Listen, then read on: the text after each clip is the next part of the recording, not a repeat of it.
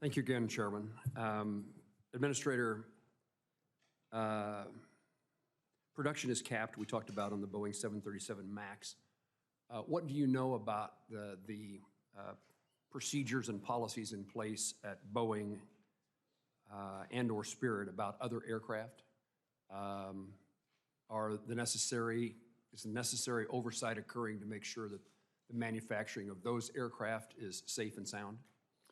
So our approach here has been to first and foremost focus on the MAX, but the comprehensive plan and our new model of oversight will cover the entire Boeing commercial aircraft lineup.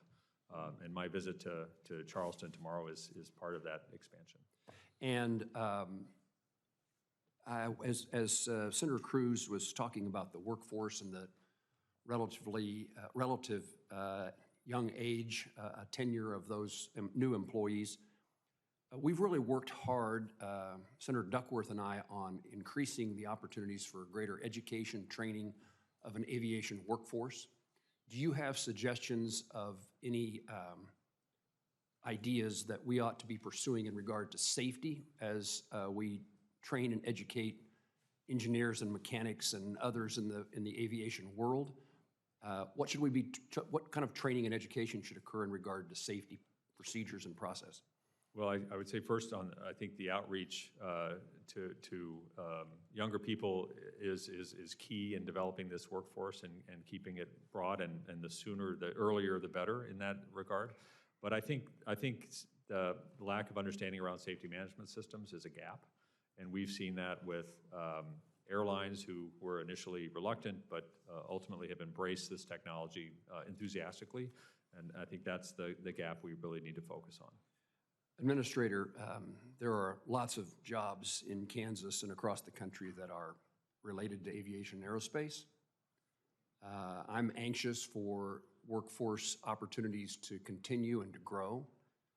I would again highlight, as I've said in every setting that I've spoken about this topic, is there is no future for the aviation aircraft industry if the flying public is not safe and knows that they're safe.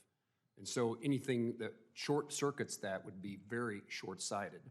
But I'm anxious when those protocols and safety is as certain as it can be, that our workforce has the opportunity to return to the levels of, to meet market demands. This is also, in addition to an employment issue, Boeing and its suppliers are hugely important to our manufacturing base and hugely important to our national defense and security. So the work that you're doing has a significant consequence in many aspects of our nation's lives. Yes, sir. And I thank you for your partnership with this committee and with me in regard to strengthening aviation security. I would indicate to you as we work on our FY25 appropriation bill, please make certain that, I guess I will have to ask you because you can't overcome, well, I guess you're an independent agent. You need to tell me what needs to be done in the appropriations process to make sure that you have the tools for that safety environment. Yep, we'll do that. And finally, do you feel confident in the safety of the flying public today and planes that many Americans are on every week and certainly throughout the year, summer travel season? Can Americans feel safe about their circumstances they fly across the country and around the globe? Yeah, yes, they can. And air travel continues to be the safest way of travel by a very, very large margin. But we keep it that way by not resting on our laurels. And I think in this case, shifting from a reactive approach to a more aggressive approach that focuses on data to find those risks. There are a lot of redundancies, a lot of layers of safety, but we don't want to test the layers. We want them to be there in case we need them, not to use them. So it does remain safe, and we're going to keep it that way. Thank you, sir.